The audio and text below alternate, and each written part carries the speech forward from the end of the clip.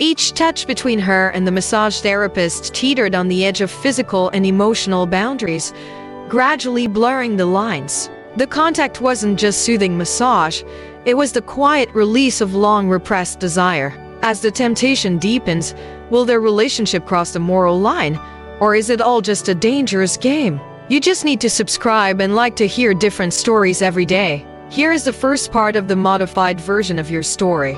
I have adjusted the content to align more with American cultural norms and habits and made the requested name changes. When I was 21, I had been working as a massage therapist for 3 years. It wasn't the most glamorous job. Most people considered it a low-level occupation, and I often wondered if this was what fate had in store for me. My name is David, and while my job isn't exactly high status, it's a living. On regular days, I didn't have much work. Most of my clients were women in high-stress jobs, sitting all day in front of computers, desperate for some form of relaxation. Some were more casual visitors, maybe looking to unwind or socialize while getting a massage. For those clients, it wasn't just about the physical touch, it was about feeling seen and cared for. Now, let me tell you about the realities of the business. The truth is, many massage therapists take jobs on the side. Those who are particularly skilled often have private clients, and the more fortunate ones who happen to be good-looking sometimes end up as companions to wealthy women. Then there are people like me, average-looking but with a real knack for therapy, who end up learning extra skills, like lactation consulting. It sounds strange, right? Well, that's the business for you. I've had my fair share of wild encounters. Sometimes, I had to deal with clients who thought they were doing me a favor by letting me touch them for free and then refusing to pay. On the other hand, I had a few regulars who were kind enough to tip well or even ask for a little extra help around the house, if you know what I mean. At one point, things were particularly rough. I hadn't seen a single client for a week, and rent was coming up fast. I had barely enough money to cover food, let alone the bills. I considered quitting, maybe getting a job in a factory like my friends had done. It might not have been glamorous, but at least it was stable. Just when I was on the brink of giving up, a colleague, Jessica, reached out. She wasn't exactly a close friend, but we trained together and stayed in touch. She had a client who needed postpartum care and specifically requested a male therapist. Jessica thought of me and gave me a call. Desperate for cash, I agreed without hesitation. It didn't matter that I had no idea what I was walking into, I just knew I needed the job. The address she gave me was in a fancy part of town, though not quite a mansion-level neighborhood. These places were high-end, often rented out by wealthy men for their mistresses. When I arrived at the address, I went up to the 6th floor and nervously rang the doorbell of apartment 601. It was only a few moments before the door opened, revealing a familiar figure I hadn't expected to see. Standing there was Lisa, the girl from my college days. Lisa had been the subject of many whispered conversations back then, the one everyone had admired from afar. We all assumed she was out of reach, with her designer clothes and fancy lifestyle, rumors swirling about her being kept by a rich man. It was hard to believe that someone like her would ever cross paths with someone like me. She looked the same, but different. Maybe more tired, but still beautiful. Lisa was in her 20s, same as me, but she had a way of carrying herself that made her seem older, more worldly. She invited me in, and the apartment's decor was exactly what you'd expect, luxurious but cluttered. There were clothes tossed haphazardly over the furniture, a strange mix of glamour and chaos. We made small talk, but I couldn't help wondering why I was there. I didn't see a baby anywhere, no signs of toys or baby clothes, which made me question whether this was really a postpartum case. Eventually, she asked me the question that cleared everything up. "I've been feeling sore lately around here," she said, motioning to her chest with an air of nonchalance that didn't match the vulnerability in her voice. She shifted slightly on the couch, revealing more of her skin than I expected. Her tone was cold, but her body language told a different story. Of course, as a professional, I knew what to do. I assured her I could help, though the situation felt a bit surreal. She was still the Lisa from college, the girl I could never imagine speaking to, let alone treating like this. After a pause, she asked, Do I need to take off my clothes? I hesitated. It was a normal part of the job, but something about this moment felt different. There was a tension in the air, a history between us that made this situation uncomfortable. But I maintained my professionalism and gave her the go-ahead. Lisa stood up slowly, a slight flush coloring her cheeks. She moved toward the curtains and pulled them shut, plunging the room into a dim, hazy light. The atmosphere became more intimate, making it harder for me to focus on the task at hand. She sat back down on the couch and with a casual motion, slid one strap of her robe off her shoulder. It was then that I fully appreciated how delicate her skin was, smooth, soft, almost glowing in the muted light. She must have taken good care of herself over the years. As she adjusted her robe, her chest was partially exposed, and it was hard not to stare. "Is this okay?" she asked, her voice suddenly softer, almost vulnerable. I cleared my throat and nodded, though it felt like I was losing control of the situation. I was here as a professional, but my mind kept drifting back to the past. How many times had I seen her in the college halls, unreachable, out of my league? Now, here she was, in front of me, exposing herself in a way that felt both intimate and clinical. I tried to focus, reminding myself of my training. "I'll start by checking for any signs of inflammation," I said, moving closer. I reached out, my hands trembling slightly as I brushed her shoulder. Her skin was cool to the touch, and as I moved lower, her body stiffened in response. The room was so quiet that I could hear her breathing, slow and deliberate. I continued with the exam, running my fingers over her chest, feeling for anything unusual. Lisa's body tensed under my touch, but she didn't say a word. It was a delicate dance, this strange combination of professionalism and something deeper, something unspoken. After a few moments, I felt a small lump under the skin. "There's a bit of swelling here," I said, trying to sound as clinical as possible. "It could be mastitis, but nothing too serious. I can help with massage therapy and some home treatments." Lisa nodded, but I could tell her mind was elsewhere. She shifted uncomfortably, her eyes avoiding mine. Just as I was about to continue, the doorbell rang, breaking the tension in the room like a clap of thunder. Lisa jumped up, hastily pulling her robe back over her shoulders. Her movements were frantic, and for a second, I thought she might tell me to hide. "It's my husband," she whispered, her voice laced with panic. I froze. My mind raced as I tried to process what she had just said. Husband? I hadn't even considered the possibility. Lisa had always seemed unattached, someone who moved through life without any strings. But the look on her face told me all I needed to know. This situation was more complicated than I'd realized. The door opened, and in walked a man in his 40s, balding with a slight paunch. He had the look of someone who had done well in business but not so well in keeping himself in shape. His gaze fell on Lisa first, then flicked to me. His expression darkened immediately. "What's going on here?" he asked, his voice cold and accusing. Lisa stepped in quickly, trying to smooth things over. "This is David, a lactation consultant. He's here to help me with some postpartum pain." The man's eyes narrowed. "I thought I told you not to bring people like this into our home." People like this. The words stung, but I kept my face neutral.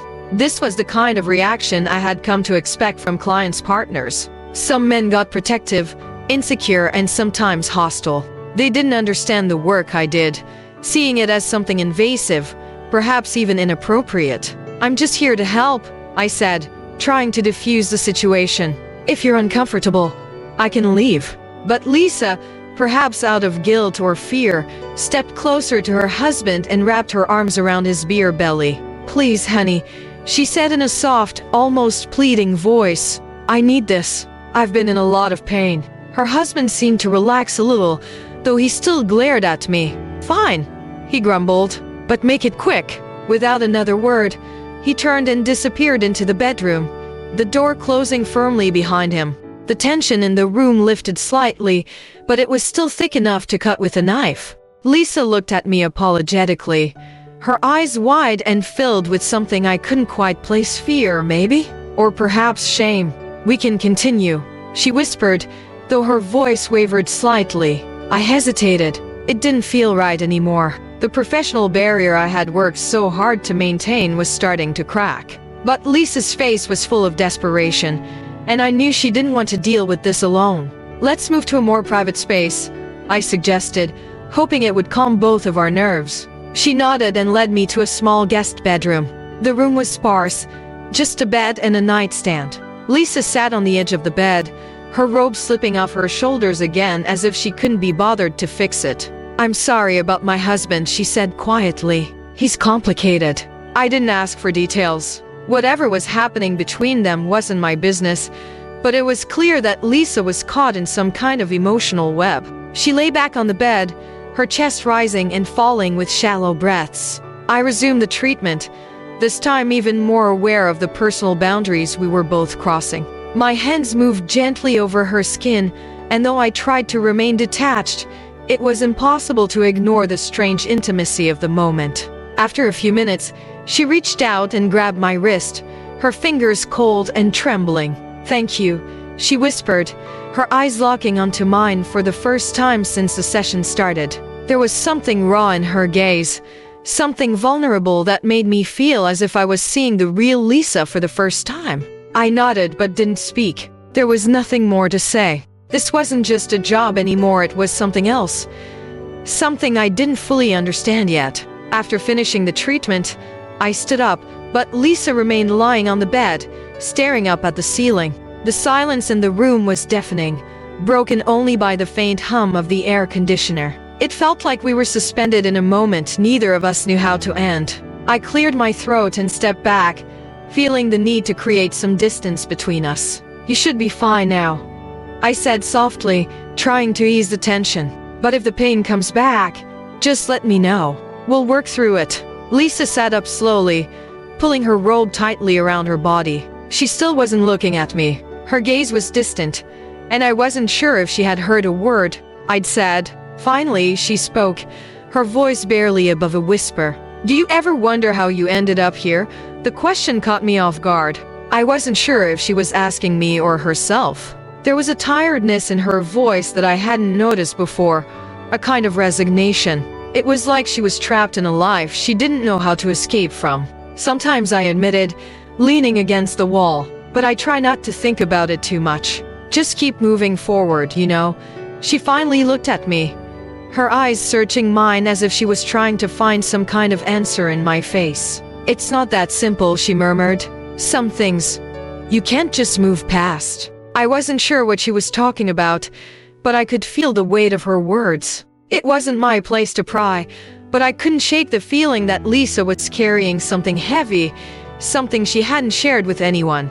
Before I could respond, the door to the guest room creaked open, and Lisa's husband reappeared. His expression was unreadable, but I could sense the tension radiating off him. "Everything okay?" he asked, his voice clipped. Lisa nodded quickly, standing up from the bed. "Yes, everything's fine. David was just leaving." I grabbed my bag and gave a polite nod to her husband, who barely acknowledged me. It was clear I had overstayed my welcome. As I walked toward the door, Lisa followed behind me. I could feel her eyes on my back, and when I reached for the handle, she stopped me with a soft, "David."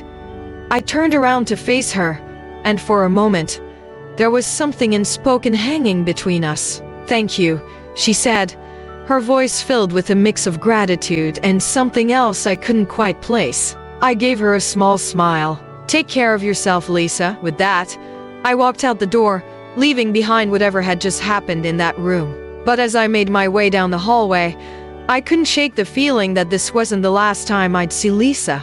There was something unresolved between us, something that made me uneasy. Over the next few days, I tried to get back to my normal routine. I took on a few new clients, all of them standard cases, nothing unusual or out of the ordinary. But no matter how hard I tried to focus on my work, my mind kept drifting back to Lisa. One night, as I was closing up the shop, my phone buzzed with a new message. I pulled it out of my pocket and glanced at the screen. It was from Lisa. "Can you come over tomorrow? The pain's back." I hesitated for a moment, my thumb hovering over the screen. Part of me knew it was a bad idea to go back there. Her husband clearly didn't trust me, and the last thing I needed was to get caught up in their drama. But at the same time, I couldn't ignore her request. Against my better judgment, I typed a quick reply. Sure, I'll be there at noon. The next day, I found myself standing outside Lisa's apartment once again. This time, I felt a knot of anxiety in my stomach as I rang the doorbell. I wasn't sure what I was walking into, but I had the sense that it was going to be more complicated than just a simple follow-up appointment. Lisa opened the door, and I immediately noticed something was different. She wasn't as composed as she had been before. Her hair was messy, and there were dark circles under her eyes, like she hadn't slept in days. She smiled weakly and stepped aside to let me in.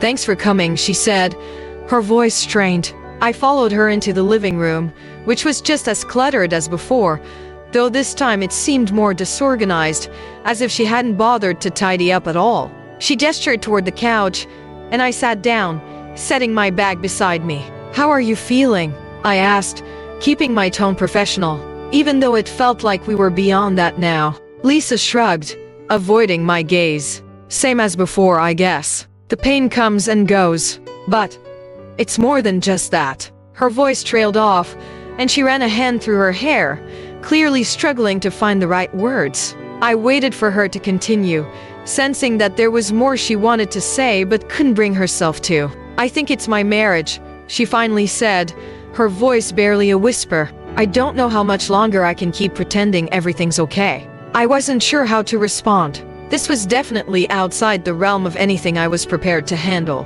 I wasn't a therapist, I was just a guy who gave massages and helped new mothers. But it was clear that Lisa was looking for more than just physical relief.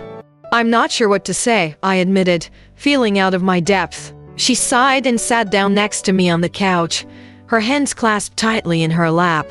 I don't even know why I'm telling you this. I guess I just don't have anyone else. The vulnerability in her voice hit me hard. She was someone who, on the outside, seemed to have it all: money, beauty, a stable life. But behind that facade was a woman who was unraveling piece by piece. Before I could stop myself, I reached out and gently placed a hand on her arm. It was meant to be a comforting gesture, but the moment my fingers touched her skin, something shifted between us. Her breath hitched, and she turned to look at me, her eyes wide and filled with something I couldn't quite define. For a second, I thought she might pull away, but instead, she leaned in closer, her face inches from mine. I could feel the heat radiating off her, the tension in the air thick enough to choke on. Neither of us spoke, but the silence was electric, charged with 1,000 unspoken words. And then, just as quickly as it had happened,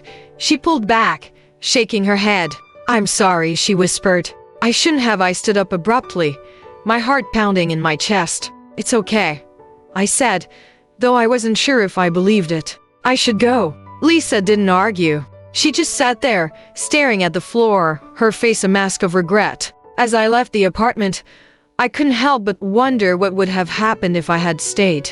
But some lines aren't meant to be crossed, no matter how tempting they may seem.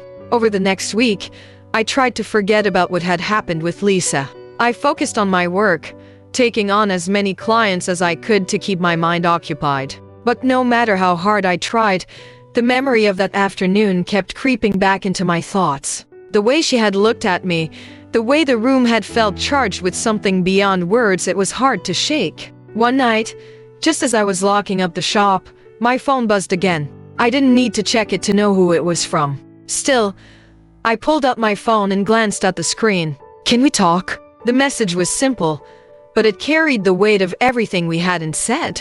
For a long moment, I just stared at the message, my thumb hovering over the screen. I knew I should ignore it, let things settle down, but something inside me couldn't let it go. There was a pull, a strange connection between Lisa and me that I didn't fully understand. Against my better judgment, I typed a quick reply. Meet me at the cafe on 8th Street tomorrow at p.m. The next day, I arrived at the cafe early, nursing a cup of coffee as I watched the door. I wasn't sure what I was expecting, but I knew this conversation wasn't going to be easy. I had replayed the events of our last meeting over and over in my head, trying to make sense of the blurred lines between us. Was it just a moment of weakness? Or was there something more? Lisa arrived a few minutes later, slipping into the booth across from me. She looked different today, more put together, as if she had made a conscious effort to present herself. But there was still a sadness in her eyes, a heaviness that she couldn't hide.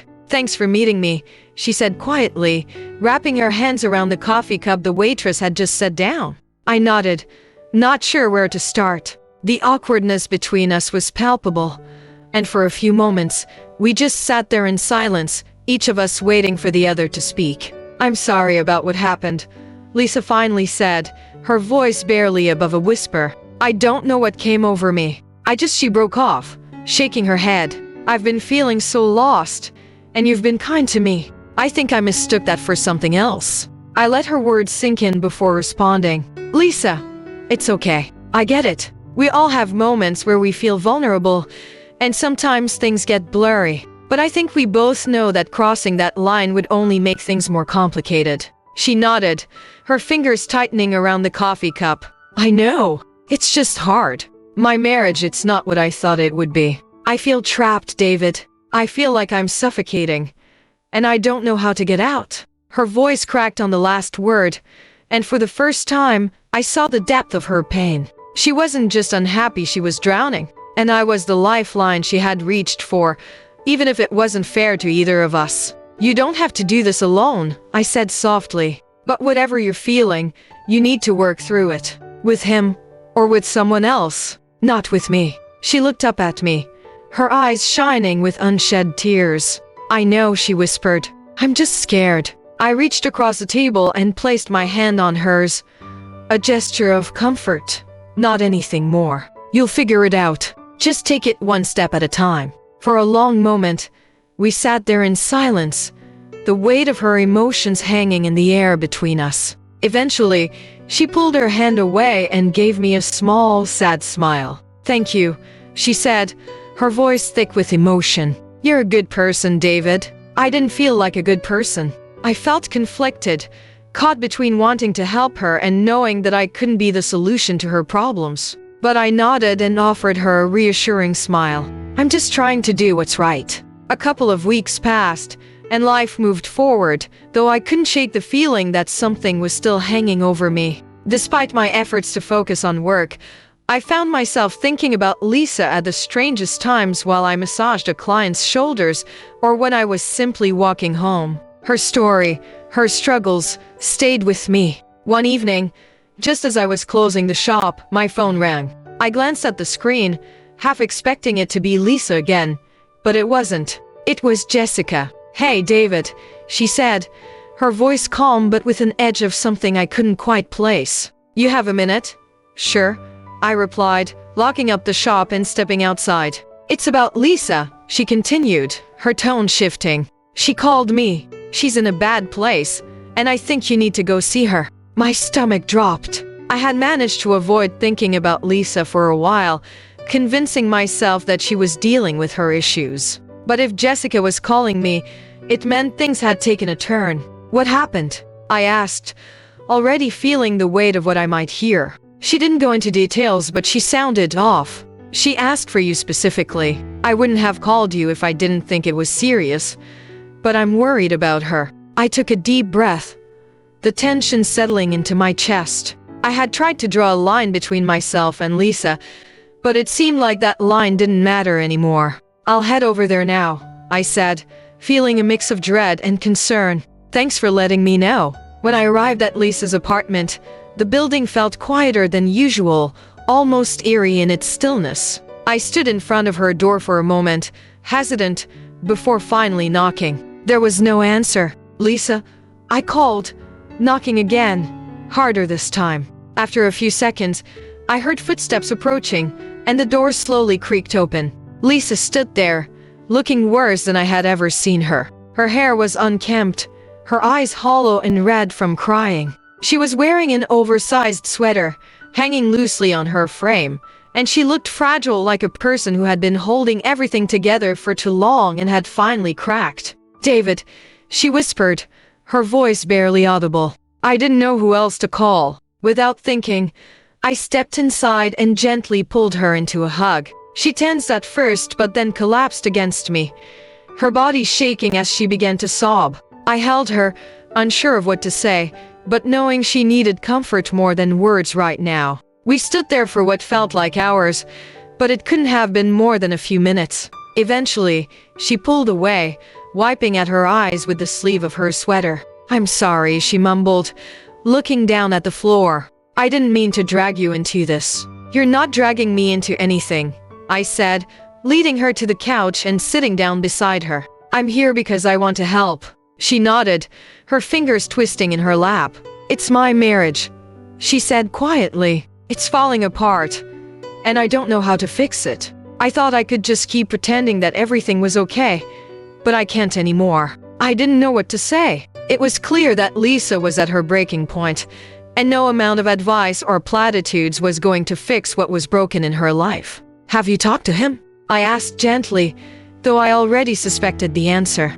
She shook her head, her face crumpling again. "He's gone most of the time, and when he is home, it's like we don't even know each other anymore. We don't talk. We don't connect. I feel like I'm married to a stranger." Her voice was raw, filled with so much pain that I could barely stand to hear it. I wished I could take it all away, but I knew this wasn't something I could fix. It was bigger than both of us. "Lisa," I said softly, leaning in slightly, "you deserve better than this. You deserve to be happy, and if he's not making you happy, then maybe it's time to think about what's best for you." She looked up at me, her eyes filled with tears. "I'm scared," she whispered. "I don't know what my life looks like without him. I don't know if I can do it alone." "You don't have to be alone," I said, my voice steady. "You have people who care about you. Jessica, your family, me." For a moment, the room was silent, and then she let out a shaky breath. "Thank you," she whispered. "I don't know what I would have done without you." We sat there, side by side on the couch, the weight of everything she had been carrying slowly settling between us. I could feel her starting to calm down, her breathing evening out, and for the first time since I'd arrived, she looked almost peaceful. "You're stronger than you think, Lisa," I said quietly. "You'll get through this." She nodded, a small smile breaking through the sadness on her face. "I hope you're right." Over the next few weeks, Lisa and I stayed in touch, though it was less frequent. I gave her space to figure things out on her own, but I made sure she knew I was there if she needed me. Slowly, she began to rebuild her life, taking small steps toward reclaiming her happiness. One day, I received a message from her. "Thank you for everything. I think I'm finally ready to move on." I smiled at the screen, feeling a sense of relief. Lisa was going to be okay. She had found her way through the storm, and though I had been there to help, this was her victory. As I put my phone away, I realized something else. This was the closure I had been waiting for. The strange connection I had felt with Lisa had served its purpose, and now it was time for both of us to move forward. Life didn't slow down after that. I took on new clients, met new people, and slowly let go of the tangled emotions I had been carrying. The world kept turning, and I kept moving forward, just like I had always told myself I would. And though I hadn't seen Lisa in person for some time, I knew she was out there, living her life, just as I was living mine. Maybe our paths would cross again one day, or maybe they wouldn't. But whatever happened, I knew we had both found the strength to let go of the past and step into the future. And that was enough. Lisa finished her coffee and stood up, smoothing her hands over her dress. "I should go," she said, her voice more steady now. "I need to figure some things out." I watched her walk out of the cafe, a mixture of relief and sadness settling in my chest. I had done the right thing, but it didn't feel like a victory. If anything, it felt like I had let something important slip through my fingers. Days passed, and life slowly returned to normal. I buried myself in my work, trying to move on from the strange connection I had felt with Lisa. But no matter how hard I tried, the memory of her lingered in the back of my mind, like an unresolved question I didn't know how to answer. One afternoon, as I was heading out for a quick lunch break, I ran into an unexpected face. Jessica, the colleague who had originally referred me to Lisa. She was standing outside my shop, tapping away on her phone, a smile lighting up her face when she saw me. "David, long time no see." she called out, slipping her phone into her bag as she approached. "Hey, Jessica," I replied, genuinely surprised to see her. We hadn't spoken since she had passed Lisa's case to me, and I wasn't sure if she knew about everything that had happened. "How's it going? I haven't heard from you in a while. Did the job with Lisa work out?" I hesitated, unsure of how much to share. "Yeah, it worked out. She's been having some issues though, personal stuff. It's been complicated." Jessica raised an eyebrow, giving me a curious look. "Complicated, huh?" I didn't think she was the type to have much drama. She always seemed so put together. "Yeah, well, appearances can be deceiving," I said, trying to keep the conversation light. "Everyone's got their issues." Jessica laughed and nodded. "Ain't that the truth? Anyway, I've got a few new clients if you're interested. There's one woman who's been looking for a male therapist specifically, so I thought of you." I smiled, grateful for the distraction. "Thanks.